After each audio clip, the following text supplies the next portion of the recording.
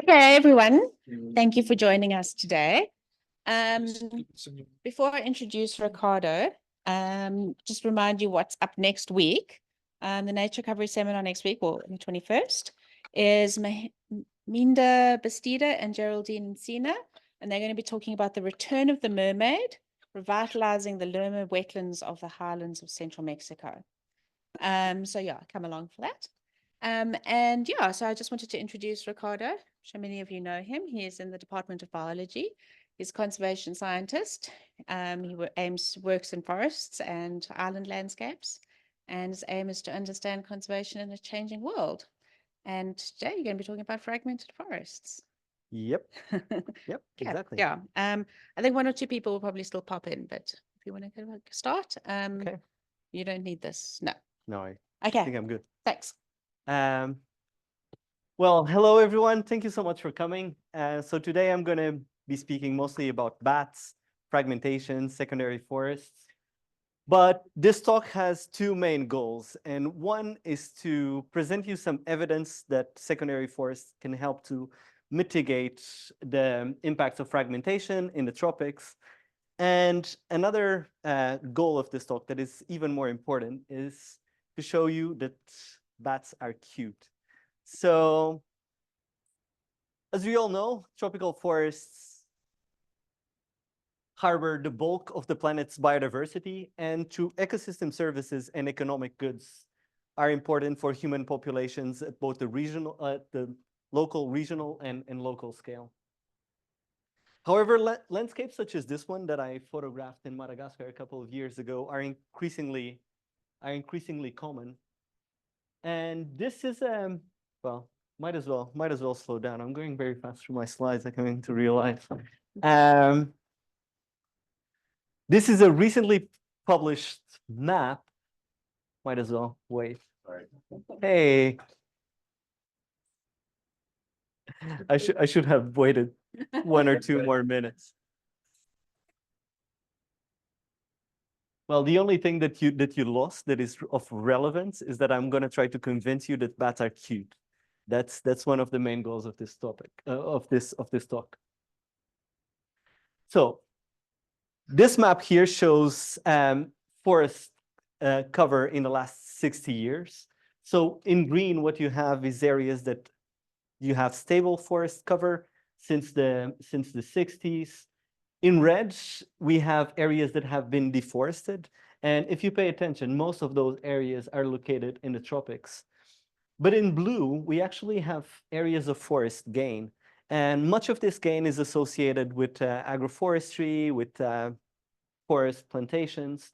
But a fair share of this as well, it's natural regeneration. And that is what I'm going to be speaking about mostly today. So quite a lot of work has been devoted to the impacts of forest loss and forest fragmentation. And we very much know that it tends to be bad for forest biodiversity. Forest animals don't tend to do well with deforested landscapes. However, many of these areas that have been deforested don't stay deforested forever. And a fair share of those areas transition into second growth, so secondary forests. There has been substantial work in secondary forest dynamics and how ecological systems unfold in those landscapes. This is an excellent book by Robin Chazen that compiles much of the research that has been conducted in secondary forests until, well, 10 years ago. It's quite bizarre because all of this, when I first using this slide, it felt that it was very recent, but out of the blue, 10 years have passed. Okay, and gaining better understanding of ecological dynamics of secondary forests is increasingly important in this age of deforestation that we're living. So now let me take you to the Amazon. So imagine yourself on top of a 40-meter tower above the forest canopy. In the background, you can see these birds flying. You can probably hear some macaws. And you would be excused if you think that you would be surrounded by primary forest. And here, so this photo was taken in one of such towers, and here it would not be the case. So what you're seeing here is actually secondary forest. This is secondary growth at the biological dynamics of forest fragments projects. And this was a project that was started by Thomas Lovejoy that you can see here in the photo. So this is a whole ecosystem experiment in the Amazon. It started in the late 70s. And it's located close to Manaus, 100 kilometers north of Manaus. And it's big. So it's 1,000 square kilometers. Most of the area, or a fair amount of this was deforested in the late 70s to give place to cattle. But in the mid 80s, much of cattle farming was abandoned. And these areas that were deforested were allowed to regenerate into secondary forest. Still, it's really hard. So unless you have been to this sort of continuous forests lowland continuous forests in the mainland, is really hard to grasp how extensive they are. So I'm from an island, and when I look at the horizon, I see blue all the way to the horizon. Here is very much the same. You look at the horizon and you see green as far as the eye can reach. So when I'm saying that it's continuous forest, it very much feel like that. So this is the island where I'm from, Madeira. This is the size of the biological dynamics of forest fragments, more or less at the same scale. So you can see that it's big. So these areas here that are dotted are secondary forests nowadays. So previously those were the cattle farms. The areas in dark surrounded by the dots are the forest fragments. So I failed to mention here, but this ecological experiment has 11 forest fragments, has 5 forest fragments of 1 hectare, 4 of 10, and 2 of 100 hectares. Well, some are very close to the primary forest, as you see here. So the minimum distance is 80 meters, so it's quite close to primary forest. But some are very isolated, more than half a kilometer into the matrix. So nowadays, the landscape looks more or less like this. So this is a 1 hectare, 100 hectare fragment. This area here is secondary forest. This around, so every 10 years, they experimentally re-isolate the fragments. This is what you can see here. This leaf that Thomas Lovejoy is holding is a Cecropia leaf. And most of the forest here it's either dominated by Cecropia or Vismia, depending on whether the forest has been burned or not. So if you pay attention to this, so this is how it looks from the inside. So if you're in a secondary forest, if you look around, this is very much what you see. And if you're not very familiar with primary forests, secondary forests, how good of a habitat this is, it kind of looks like good habitat. So if you're familiar with secondary forests, you will see that the density of trees is quite high. So the stems are very thin. So it's secondary. It's clearly secondary forest, but it's an okayish habitat. And one big question is how much of the biodiversity that was found in this place originally can survive here, can still make use of this sort of environment. And when I speak about the sort of biodiversity that exists here, it's considerable. So all of these species I've seen when I was doing fieldwork there. So it's lowland Amazonian rainforest, one of the richest regions of the globe. So one key question is how much of this biodiversity can make use of secondary forest? Another one is how does fragment communities are influenced by the secondary forest dynamics? So here you have a 1 hectare fragment. This is the re-isolation of the fragments that takes place every 10 years. But this in the background is secondary forest. So how does this maturation of the secondary forest influence forest communities? So these 2 questions were the ones that we wanted to investigate. And we set to address these questions using these fellows as a model system. So this is Mesophila maconelli, and it's a particularly cute species. But the reason why we used bats was kind of threefold. The first one is that the Amazon, it's the global hotspot of bat diversity. So here you have the number of bat species around the globe, red showing the areas of highest bat richness. And you can pretty much see that the area where we were working is one of the richest. The other reason is that bats are really important for multiple ecosystem services. So they're key pollinators, they're seed dispersers, they have a massive role in terms of arthropod suppression. But a really important reason why we used bats was that bats had been sampled in the biological dynamics of forest fragments in the late 90s in continuous forests and forest fragments, and in the early 2000s in secondary forests. So this is very much how the landscape looked like in the late 90s. So here you can see some pasture with some early stage secondary forest in the background. This is very much how it looked in the period while we were there, so between 2011 and 2013. And our main question was, how does secondary forest regeneration impacts or buffers the impacts of forest fragments on bat assemblages? And we had 3 main questions. How has species richness and abundance changed between periods? So since the late 90s to 2011, 2013.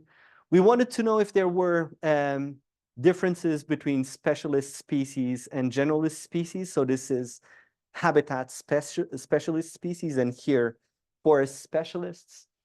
And what are the species level responses? So to address this, we set to revisit the sites that were sampled in the late 90s. So this were 6 sites in continuous forest here in dark green, 6 forest fragments in light green, and 7 sites in secondary forest. So we sampled these sites in 2011, 2013. In total, each site has been sampled between 11 and 20 times. We captured more than 6,000 bats of 50 species. This work, or the core section of the work that I'm going to be presenting today, is with data collected with mist nets. And with mist nets in the tropics, we mostly capture philostimids that are called the leaf-nosed bats due to that structure over there, and Mormopidae, this mustached bats. And to analyze the data, we use hierarchical joint species distribution models. So these are species-specific models that are combined in a hierarchical model, and it allows for inference at both the species level and community level.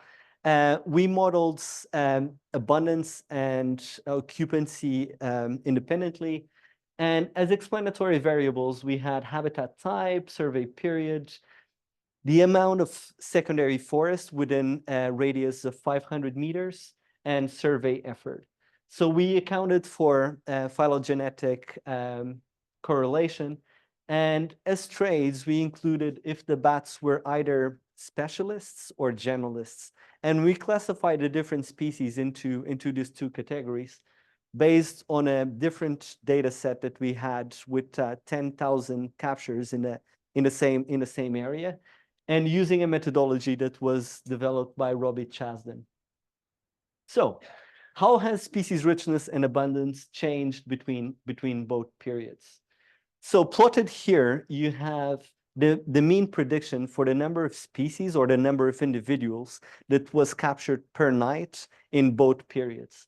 So in dark colors, we have the late 90s, and in lighter colors, we have 2011, 2013. And the arrows stand for significant differences. So that means an higher than 95% probability of the predictions of the second period being higher than the predictions of the first, higher or lower than the predictions of the first period. So when we look at species richness, what we see is that there's an increase in species richness in both continuous forest and forest fragments, but there's a decline in species richness in the secondary forest. So when we look at abundance, we see that the pattern for secondary forest is even stronger. So there's a really strong decline in the amount of individuals that was captured in secondary forests in 2011, 2013 in relation to the late 90s. So is there any difference between habitats generalists and specialists? There is. So here you can see very clearly that the patterns are distinct. So when we look at generalists, you can see that the patterns are quite similar to the ones that we found at the whole assemblage level. So we have an increase of both species richness. Well, actually here we don't have much of a change in abundance, but for species richness, we have an increase in species richness in both the continuous forest and the fragments. So the fragments, there's not much of statistical support, but you can see a bit of a pattern there. But you can see very clearly that there's a clear decline in species richness and abundance of generalist species. But then we look at the generalists, and the generalists have benefited of secondary forest regeneration. So there's an increase in continuous forest, there's an increase in the fragments, and even here in the secondary forest, you can see a pattern there of increase. And something to consider is that the generalists are rare, are uncommon almost by default. So it's really hard to capture a significant difference. But we can see a bit of a pattern there. So when we zoom at the species level, we can see contrasting responses as well. So what you have plotted here is the between period percentage change in either probability of occupancy or abundance for the different species divided in generalists and in specialists. So when we look at the specialists, sorry, forgot to mention the colors. So green, this is a traffic light system. So green means that it's a positive change, so they increase in either occupancy, probability, or abundance.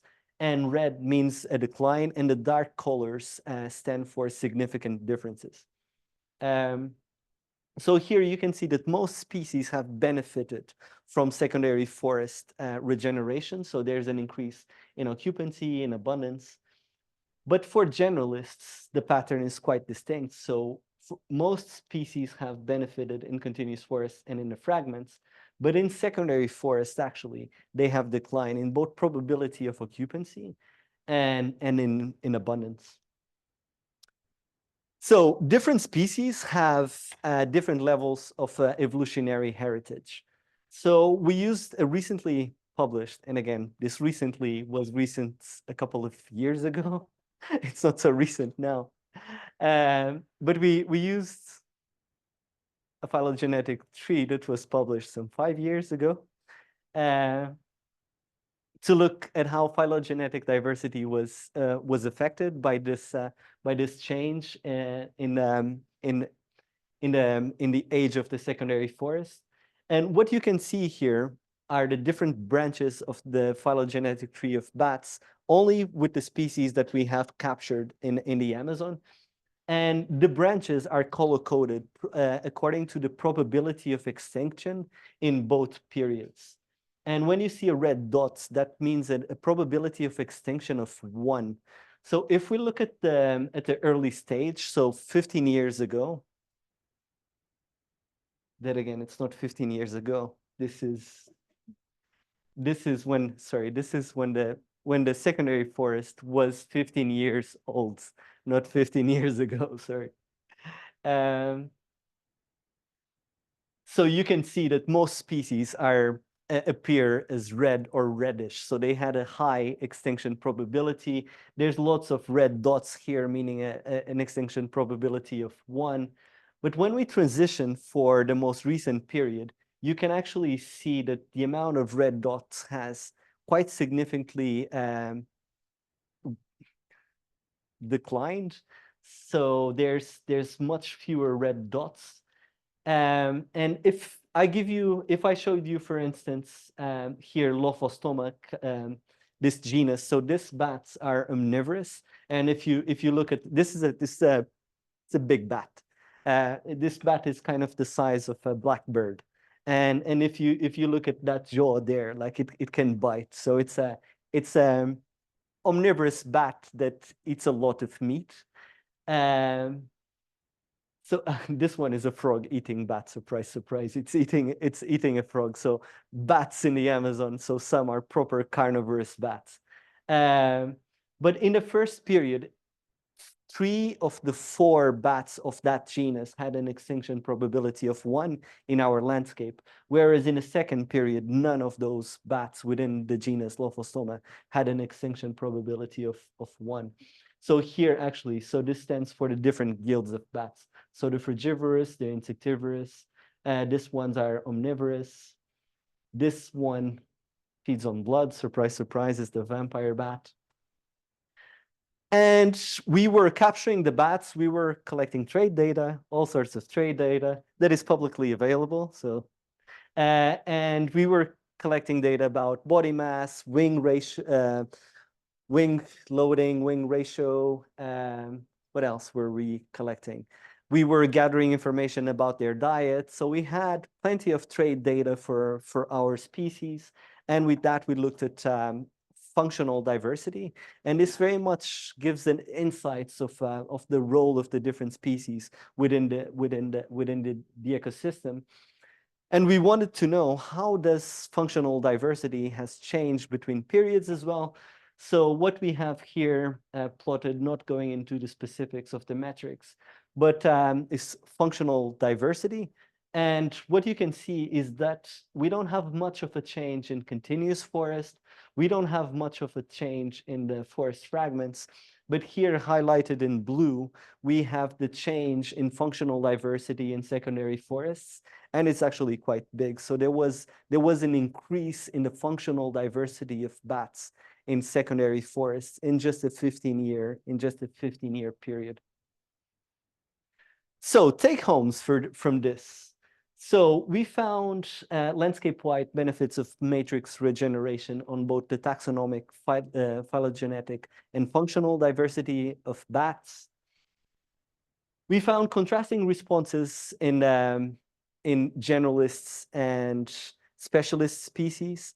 And this is especially important because the specialist species tend to be the old growth the species of the species of highest conservation concern. They're often associated with old growth forest. And taken together, this shows that secondary forests can help to mitigate some of the impacts of forest fragmentation. So what we have here is that there's a clear influence of the habitat on the bat communities. So here I have this arrow that shows this unidirectional relationship between, so habitat influences bat communities, but in reality, it does not work like this. It's much more complex, and our patterns, our results kind of give insights to that. So the relationship is actually bidirectional. So when we have the maturation of secondary forests, so when we go from this to this influences bat communities. But as bat communities change, they change their habitat as well. And what I'm going to be telling you is true for bats, but it's true for a bunch of other taxa as well. So what happens when you fragment a landscape is that in rough terms, you tend to lose the habitat specialists. So bats such as this one, this is Trachopsychosus, so the frog-eating bats. This species that are heavily associated with old growth, they tend to disappear. However, some species that can benefit of the resources that appear in a landscape, if this is a fragmented landscape, the jargon, the term would be the matrix. So the species that can benefit with the additional resources in the matrix actually increase massively in abundance. So this bat here, this is Sturnira. So the English name is yellow-shouldered bats. So these bats are heavily specialized in early successional shrubs. So here, this is meant to depict Solano, that you're probably familiar with, but it's an early stage neotropical shrub that it's very rare in a primary forest. So if you think about a primary forest, you only get this sort of shrubs when there's a big tree fall, like a tree falls and then there's an island surrounded by an ocean of forest in which there's this shrub. So they're actually quite rare. So in a primary forest, I only captured one of these bats, and I know that they're there as a population because it was a pregnant female and it was very, very pregnant. But the default of this species is that it's meant to be very rare. But in the first period that this landscape was sampled, this was the third most common bat in the secondary forest. It was very, very happy there, feeding in all the ocean of solanum that could be found in that landscape. However, as the secondary forest dynamics proceeded, the solanum give place to early successional trees, and these are mostly Vismia and Cecropia, and these bats pretty much disappeared from the landscape. And now the most common one is this one. So this is Carolia perspicillata, and this we owe greatly to this species. So this is the main seed dispersal of secondary trees in the neotropics. So this is more than 50% of our bat captures in the Amazon were this bat.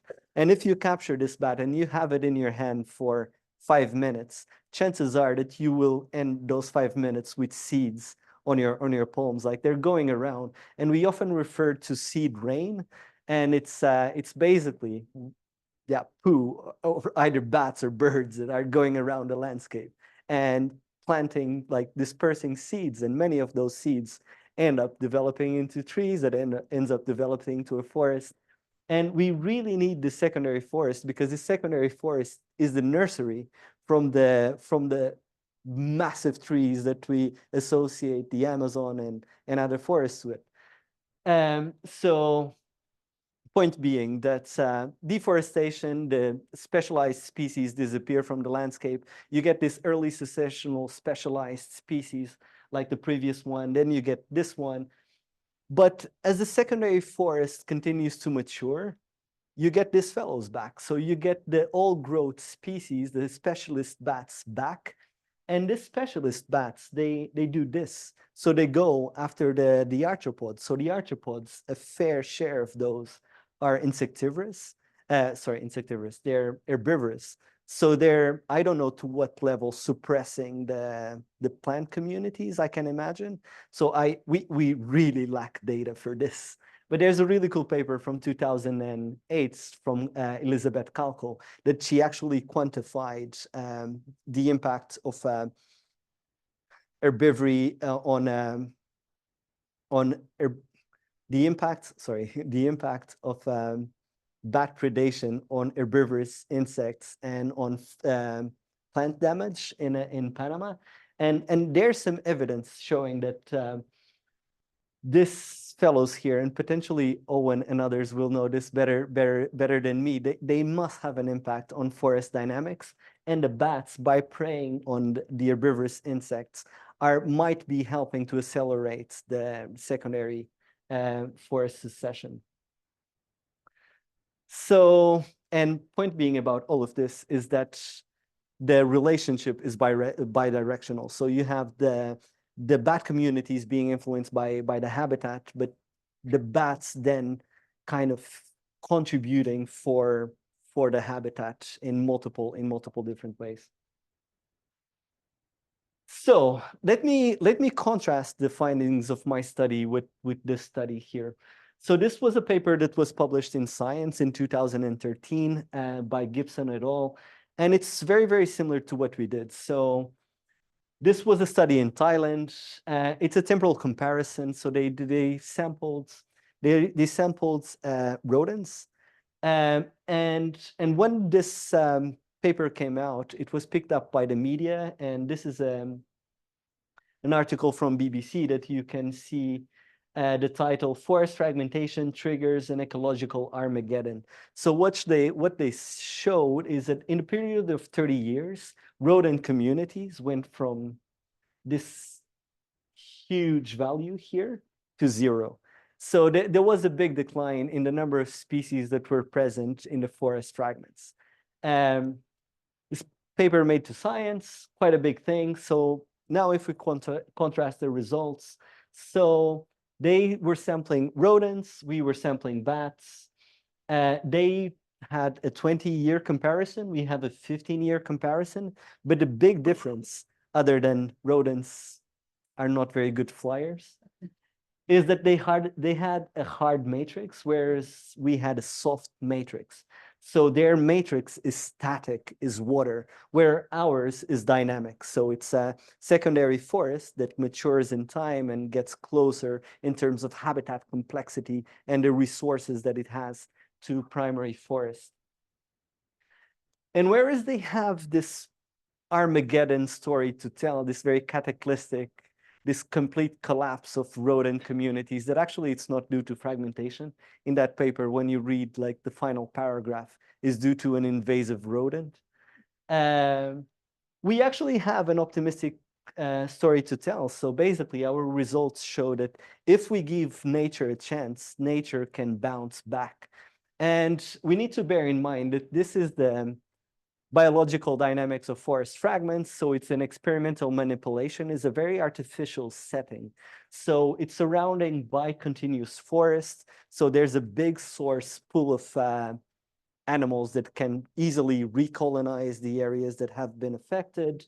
There's no additional human use, there's no forest fires. So it's very buffered from many of the anthropogenic stressors that we have in real world landscapes, but nonetheless, it's a positive story. So it would be very reasonable for you to ask, how fragmented is a landscape that is like this, that is surrounded by secondary forest?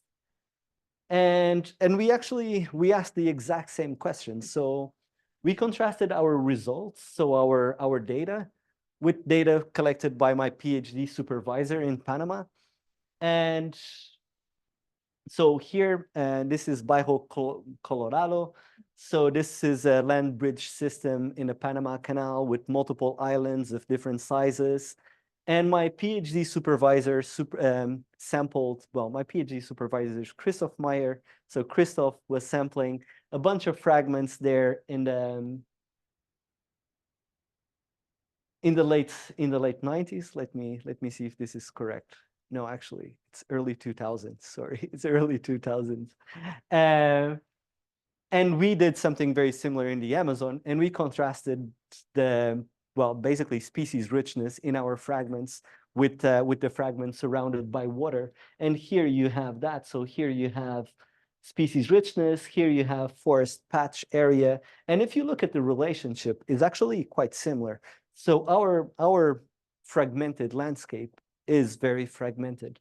And what I showed you in terms of the data, the temporal comparison of the data from the late 90s and 2011, 2013 is a really small subset of the data that we collected and of the places that we sampled. Actually, what we did for the whole study was we sampled 44 sites throughout the landscape. Each site was visited 8 times, and the sites were in continuous forests, secondary forests, and forest fragments. And then for both continuous forests and forest fragments, we sampled the interior, the edge, and the matrix. And what you can see here is data only for the second period. So here you can see frugivorous bats, and most generalist species are frugivorous bats. And here are the gleaners. Gleaners are the ones that pick their prey, such as this bat is doing here. So this tend to be the specialist bats. And what you have here in gray is continuous forest.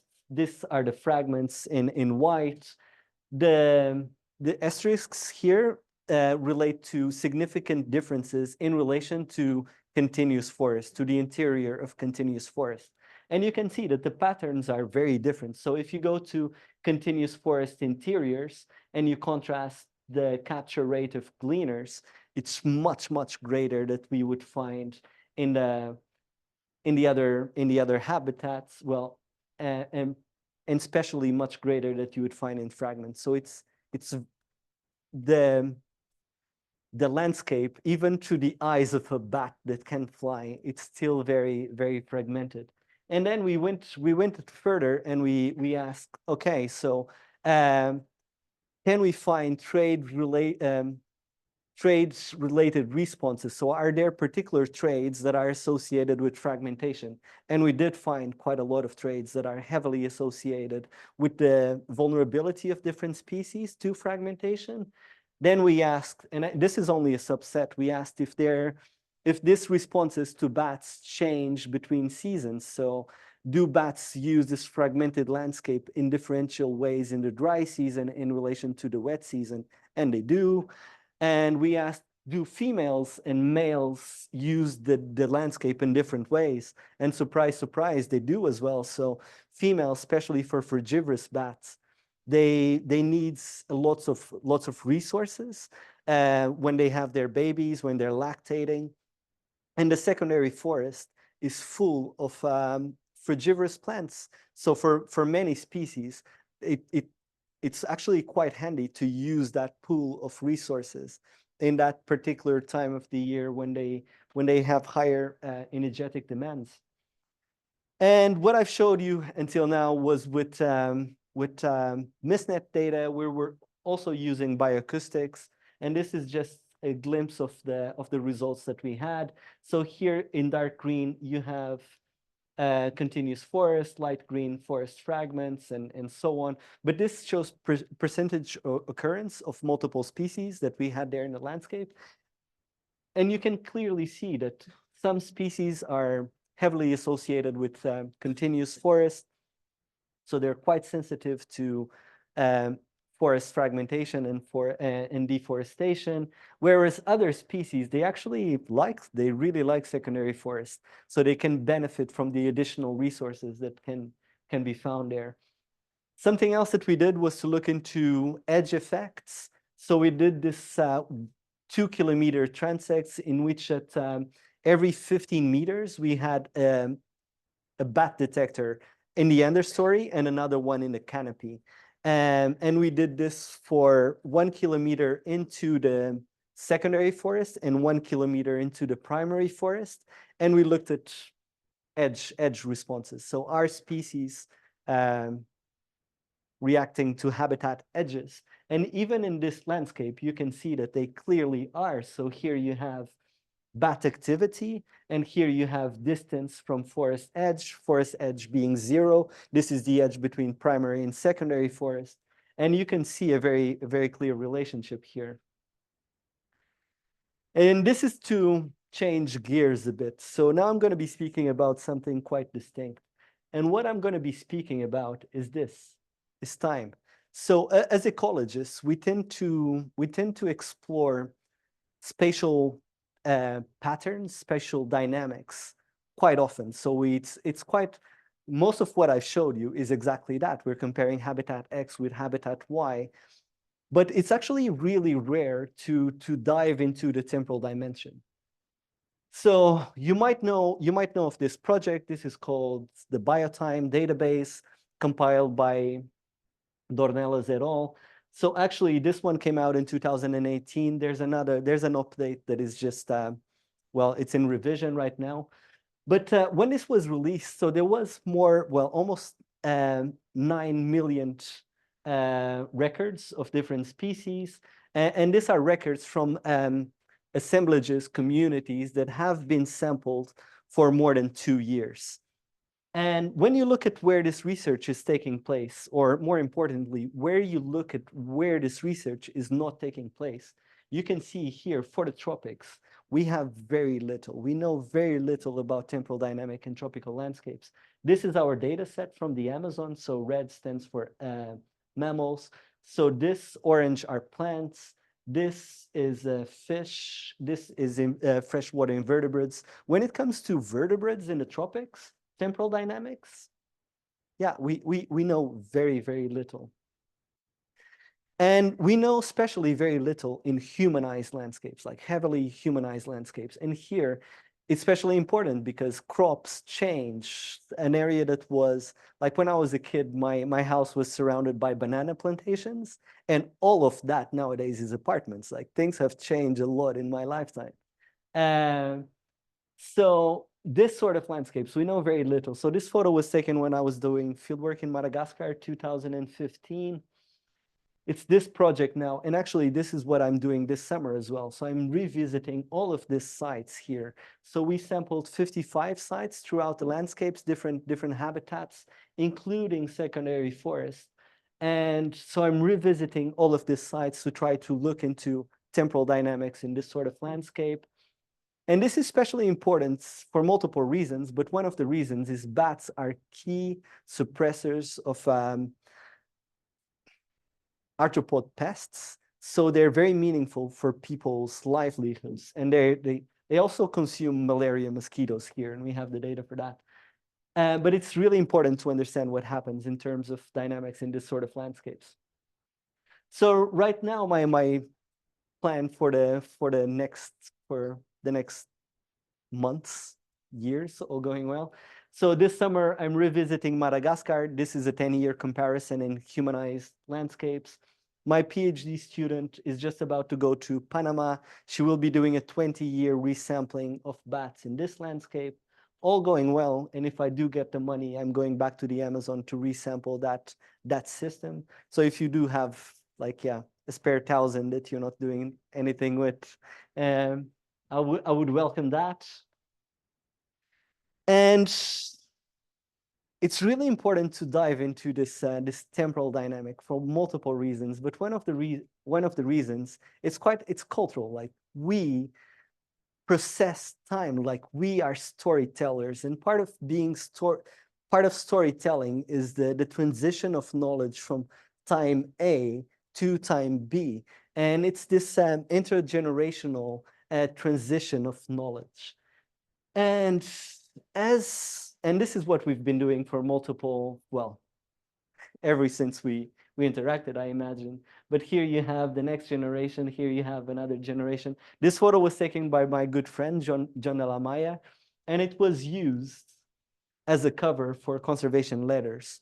For the type of communication that we have as scientists, we tend to go to conferences or gatherings such as this one, and we speak with each other, we publish papers, and the knowledge goes from one person to the other. But it's quite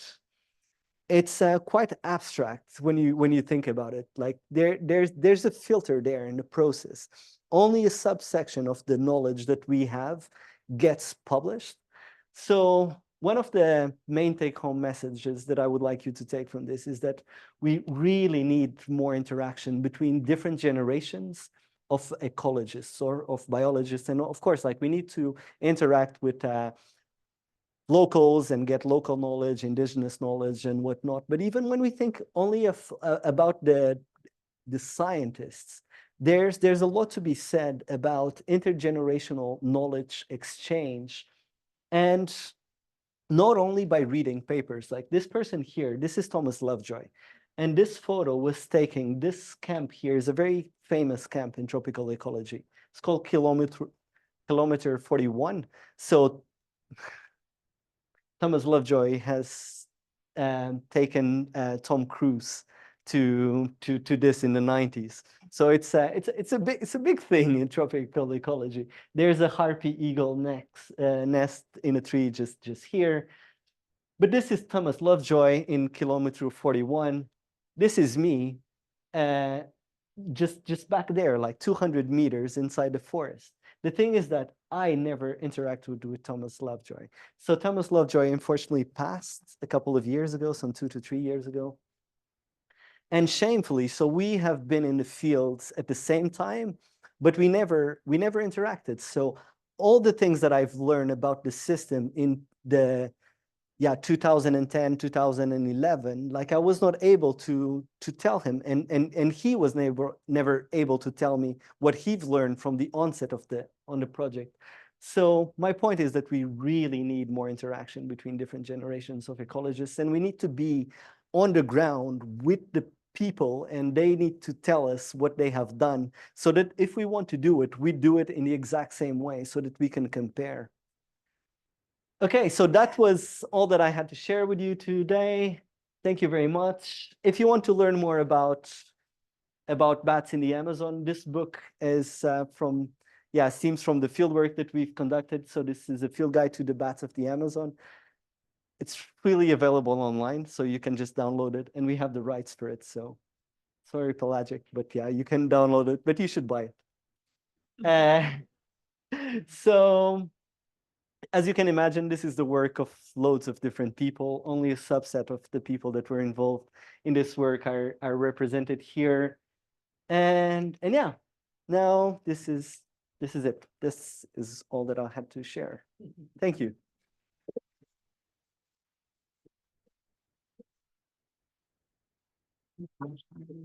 Thank you. That was lovely. Thank you.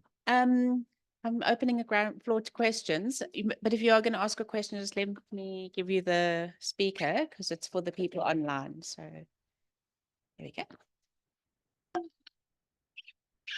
Thank you. That was a fascinating talk. Thank you. Two related questions. One is that the generalist bats seems to decrease in the secondary forest, right? What is it there they don't like or doesn't suit them? That's one. And the second one is if you have any idea or if you are measuring any aspects of the plants as habitats for the bats, or if there's anything in the architecture that could help you predict what bats are going to find it better or worse, beyond the fact that they eat fruits, for example. Yeah, thank you. Thank you for both questions. So starting with the first one, well, there's a phrase that I really like in ecology, that it's in nature is common to be rare and it's rare to be common. So abundance, like the general average abundance of a species in a forest is actually quite low. Like it's really, really rare to have overly abundant species. But then when we modify the landscapes, oftentimes we provide additional resources for a subset of species, and those become overly abundant. So in the first period, we were exactly at that stage that some species have benefited from this overabundance of early successional fruits, and their abundance was inflated.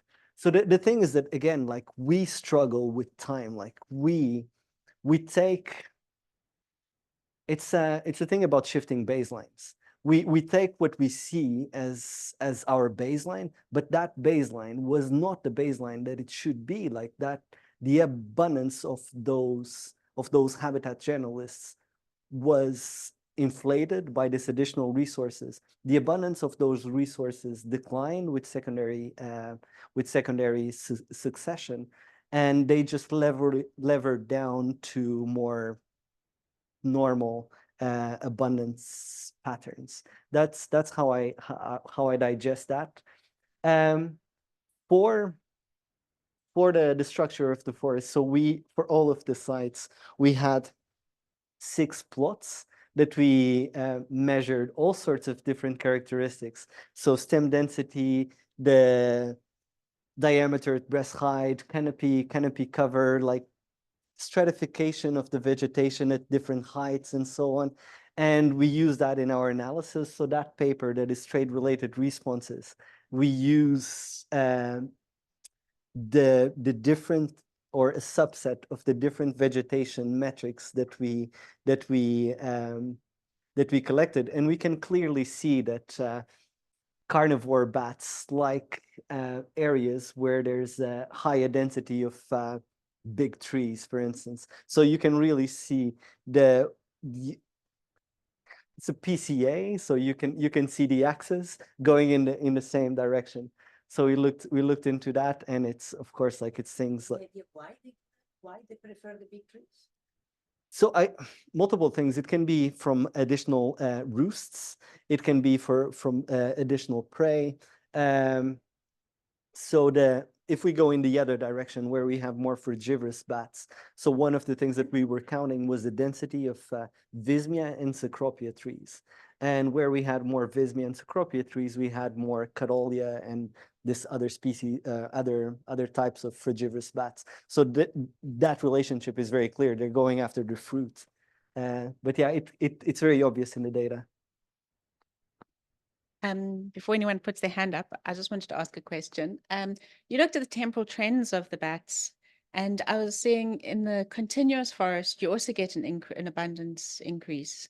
Have you just got better at sampling bats over time, or why? So yeah, I don't know. That was a really curious pattern. The thing is that even it comes to our baseline. And even the baseline, even the communities in the baseline change, and that might be natural fluctuations. It might be that there might be some spillover from the wider landscape into the areas that we were sampling in the continuous forest, because we call continuous forest, but some bats here, especially the insectivorous ones, they can fly 100 kilometers in a night. So for me, getting 2 kilometers into the forest, and I call it inside forest, continuous forest interior, for the bat is still the edge.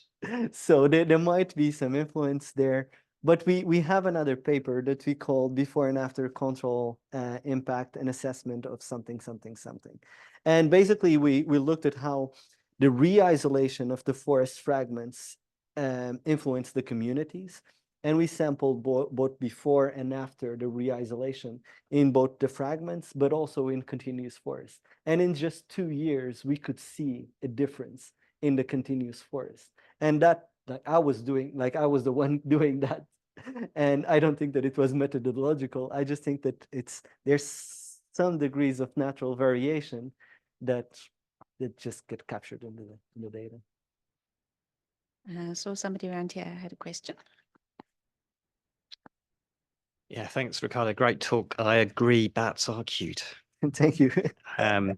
So, yeah, somewhat related to your answer to the previous question, in the Amazon, your habitats are in quite close proximity and the bats are reasonably mobile, so there'll be an element of spillover. So I'm wondering to what extent the community differences you see between these habitats reflecting kind of foraging preferences. And is it possible that some of the bats that are doing well in apparently doing well in secondary forests are actually dependent on resources in nearby primary forests for roosting or breeding, etc.? I think that's the case, and that's especially the case for the habitat specialists. The increase that we see in both abundance and occupancy.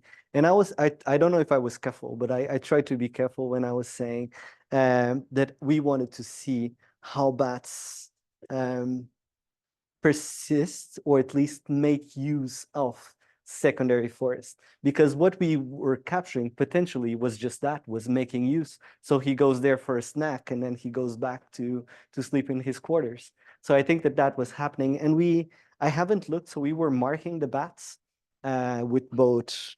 Anyway, the carnivore bats, we were putting P tags, so microchips and whatnot, and we have the movement data. And I could see, just looking at the data, that there was a bit of that. So this carnivorous bats and omnivorous bats, that I was capturing them in both the secondary forest and the primary forest. But I haven't looked into that. And then we have very few captures. There's not much that I can read that data, but there was certainly bats moving between both habitats.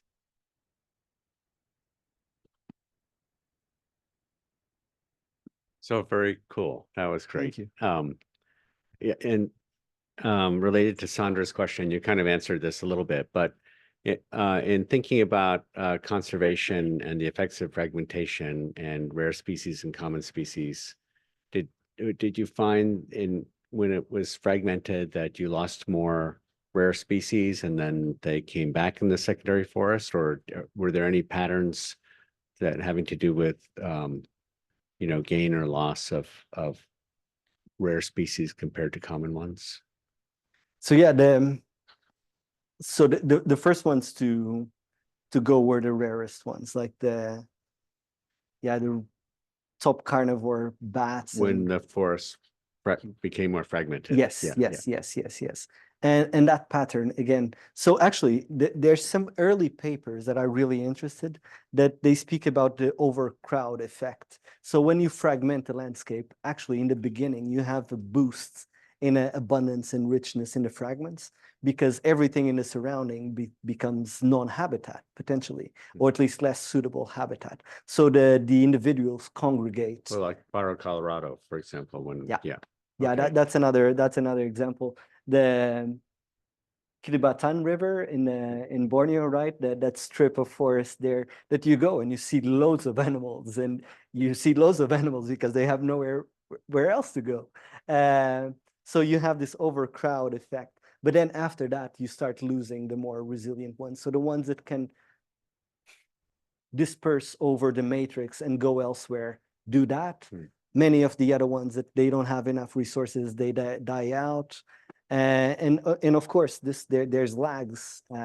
So if we're thinking about, there's lags. If we're thinking extinction depths associated with the life history. So if we're looking at plants, there's some plants there that potentially are still there in a fragment that is surrounded by non-habitat for quite a long time. But then when they die, like, there's no regeneration of those populations. I just wanted to take a question from online. It's from Ruth Shaw, and she said it's a great talk, but I missed what was meant by occupancy. And the second question was from a more biogeographic perspective, is can you see similar dynamics in the fossil record?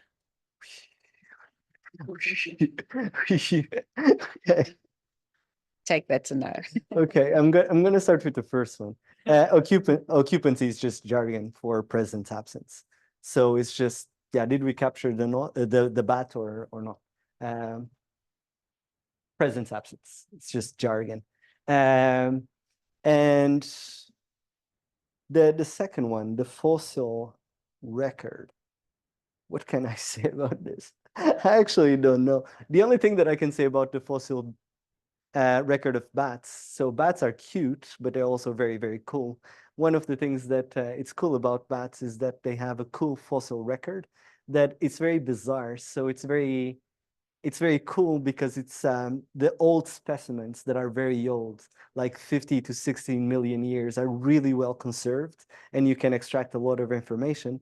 But there's a big gap in between that we don't know much. So we don't know much, but what we know really well because they're very conserved there.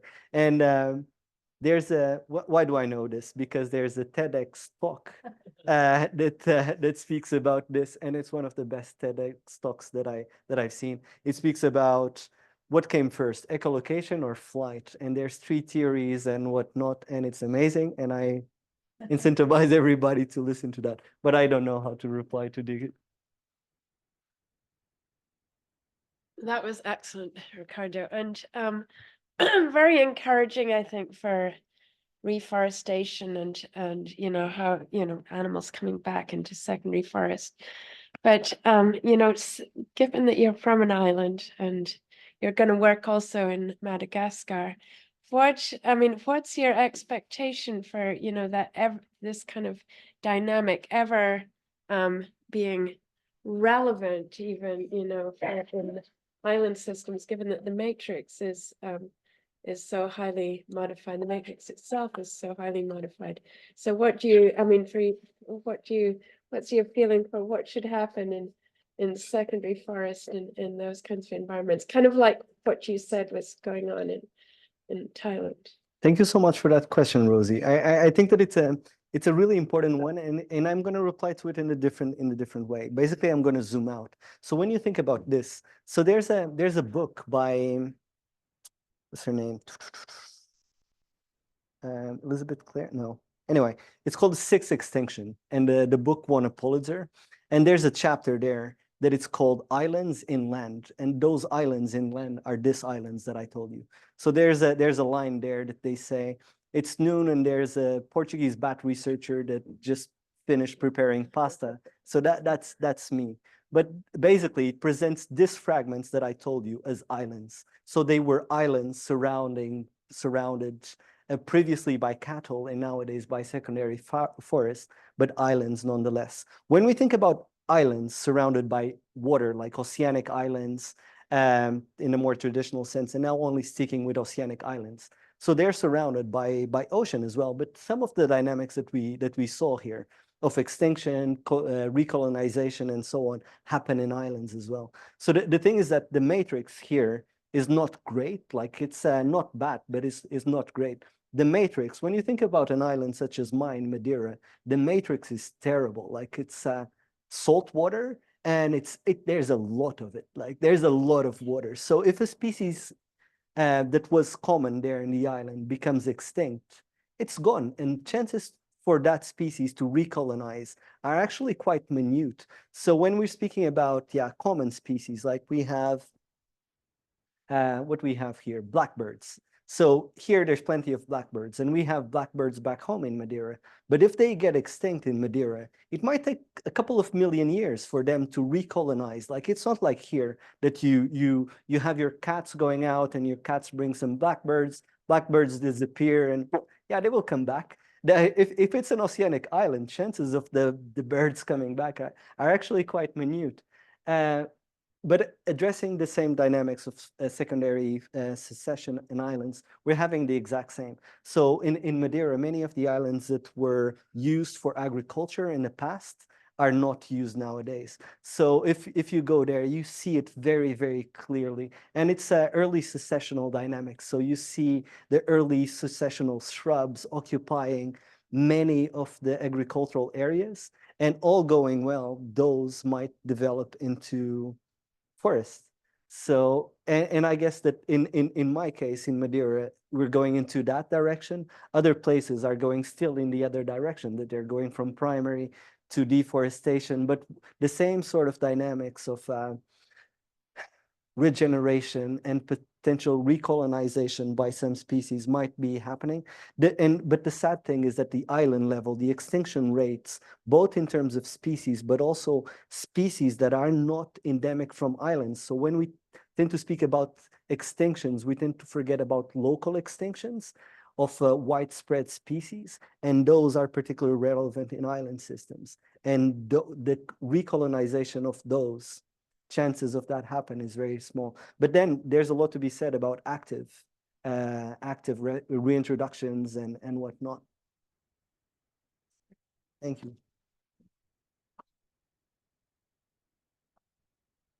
That was a really good talk. Can you explain more? You had a phylogenetic tree with dots and the extinction probability was 1.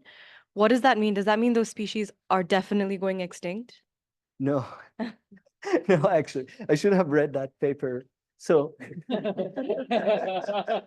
again, so that paper relates with a really good idea that I had, and I passed to someone else that did the analysis much better than I would be able to do. So the extinction probability is basically extinction at the local level, not total extinction within the landscape. But if you would sample that particular place, what are the chances of you getting this species? It's basically 0. So that would mean that it was extinct in that in the landscape. But yeah, the technicalities of it. That's why I had the photo of my colleague Fabio Farneda there, that he should be queried about that. Any more last questions?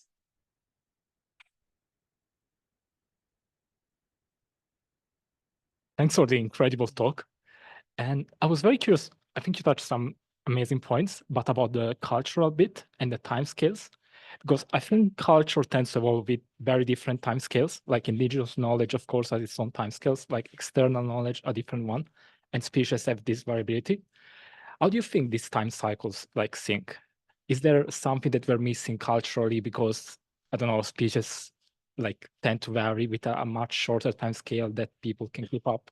Or like, what does really stick on a long time? So I'm gonna try to reply to this, and do let me know if I'm going in a slightly different direction. So there's some really interesting research about shifting baselines in how we perceive the landscapes and the animals within the landscapes. And for some things, we are really fast. So there's an amazing paper by Samuel Turvey, this team from ZSL, in which they looked at shifting baselines in China in relation to the Yangtze River dolphin, this other species of dolphin that they have there, this giant fish that I forgot the name. I think it's a sturgeon or something. It's big fish. So the Baji, the Yangtze River dolphin, extinct, gone. Potentially, hopefully not, but very likely it's gone. And the other two are still around, but very rare nowadays. So they went to that landscape and they surveyed the communities. And for them, they never existed. Like they were fairy tales. Like they disappeared very quickly from the common landscape. I did a paper on bats that I was just speaking about recently. So in Madagascar, it's human wildlife relationships. So in Madagascar, you have the frugivorous bats that are quite big, and you have the insectivorous bats that are quite small. The frugivorous bats, they're heavily hunted, and they completely disappeared. So the landscape where I work, I know that they're there because my colleagues have seen, and people that I've interacted with have seen them. I have never seen them in that landscape. So we surveyed more than 100 people, and we asked about the big bats and the small bats, the fanihi and well, I'm not going to say the names so that I don't embarrass myself, but they have specific names. And we asked people that are until 30 years, between 30 and 60, and more than 60. And more than 60% of the people that were more than 60-year-old know about the big bats, whereas less than 20% of the people that are younger than 30 know about the small bats. And that the transition is very quick, and it would die on a generation, I imagine, like the next one, if they're gone. So, and the other one is the reverse. So there's many species that they're so charismatic, so embedded within the culture that they disappear from the landscape, but they're still part of our common narrative. So I think that, yeah, it goes in two different paces, and it's very case specific and whatnot. Thank you so much. Yeah, my pleasure. Any last burning questions? Okay, well, please enjoy some drinks, and you can chat to Ricardo Thank after you. some drinks. But thank you so much. That was a really fantastic talk. Yeah, thanks. Thank you.